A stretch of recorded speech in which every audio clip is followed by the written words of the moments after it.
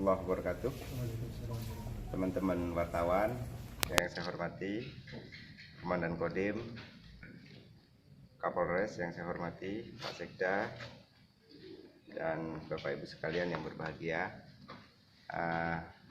Malam ini perlu saya sampaikan beberapa hal penting tentang kronologi penetapan satu orang oleh pemerintah, oleh tim Satgas gugus tugas Satgas COVID-19 yang disampaikan langsung oleh Gubernur Jawa Timur.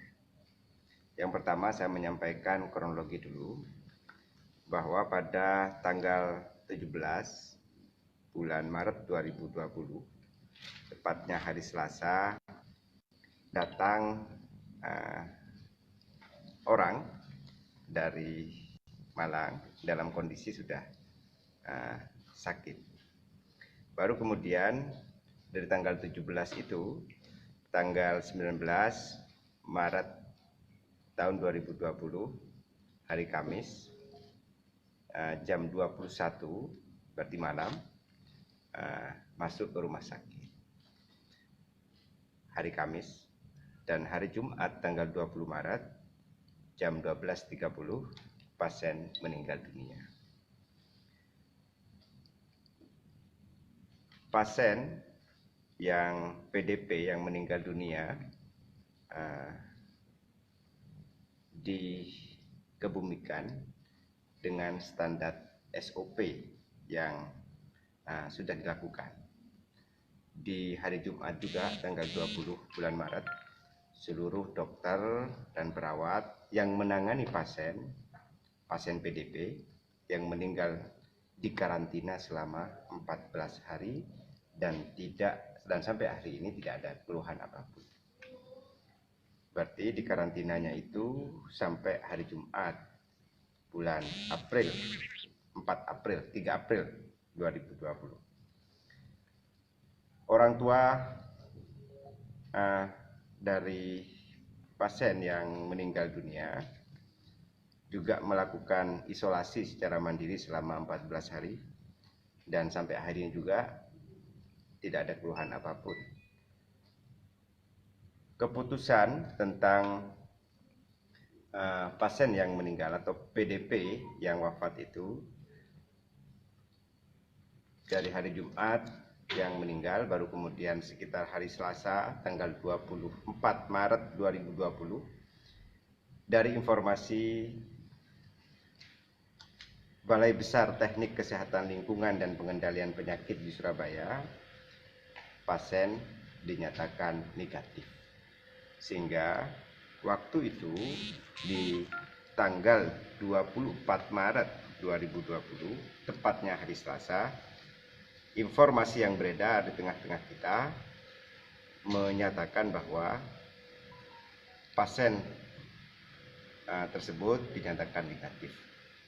Baru kemudian hari ini sekitar jam 17, hari Minggu 26 Maret 2020, dari hasil laboratorium Balitbangkes Jakarta menyatakan bahwa pasien yang masuk ke rumah sakit pada hari Kamis tanggal 19 itu dinyatakan positif.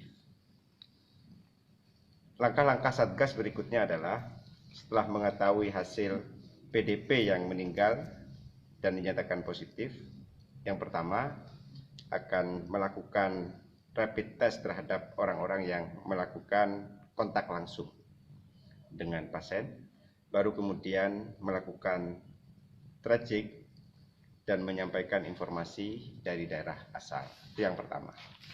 Baru kemudian yang kedua perlu saya sampaikan, di Kabupaten Pamekasan ODR sampai pada hari ini ada 1923, ODP ada 101, PDP ada 1 orang, yang positif 1 per hari ini. Nah, pemerintah di samping juga melalui Satgas dan Komandan Kodim, Kepala Kepolisian Kabupaten Pamekasan beserta seluruh pasukan terus akan berikhtiar lebih masif lagi melakukan penyemprotan desinfektan di beberapa tempat-tempat publik, masjid, pesantren, pasar, dan perkantoran.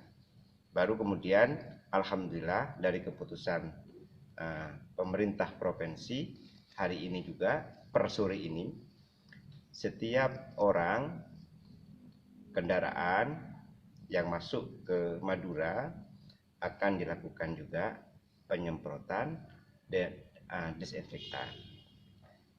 Tidak cukup di situ saja, pemerintah kabupaten melalui Satgas yang sudah dibentuk akan juga melakukan pemantauan secara langsung di terminal-terminal di seluruh Madura. Ini perintah dari gubernur. Jadi masuk ke Sampang juga akan dilakukan pengecekan langsung, masuk ke Pamekasan juga begitu, dan ke Sumeneb juga begitu. Untuk kemudian memastikan seluruh orang yang mudik itu akan kita pantau terus, akan kita perhatikan terus beberapa kemungkinan-kemungkinan yang bisa terjadi. Karenanya di samping melakukan itu, pemerintah juga telah menyiapkan beberapa langkah-langkah untuk lebih masif ke desa-desa melalui kerjasama antara Kades, Babinsa, dan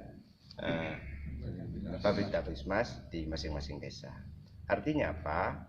Pemerintah di Kabupaten Pamekasan akan lebih serius lagi, akan lebih masif lagi untuk kemudian melakukan langkah-langkah pencegahan terhadap kemungkinan penyebaran virus corona. Ini jelas ya? Iya. Nah, untuk di daerah utara, semua desa. Berarti kalau semua masuk desa ke Pamekasan. ya, dua-duanya. Jadi ada 5 pintu masuk ke Kabupaten Pamekasan.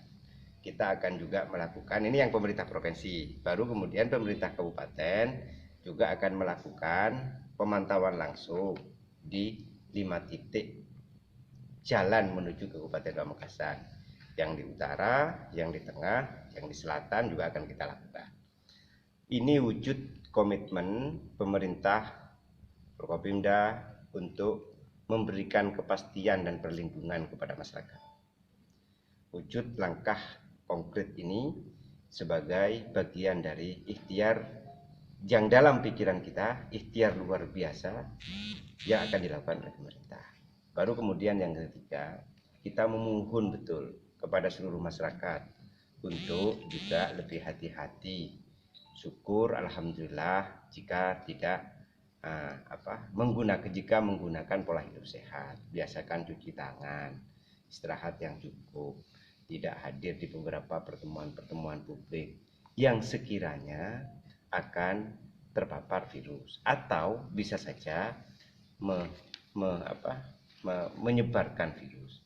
Kehati-hatian itu lebih penting dari mengobati. Nah, ikhtiar yang dilakukan kayak tadi malam kita melakukan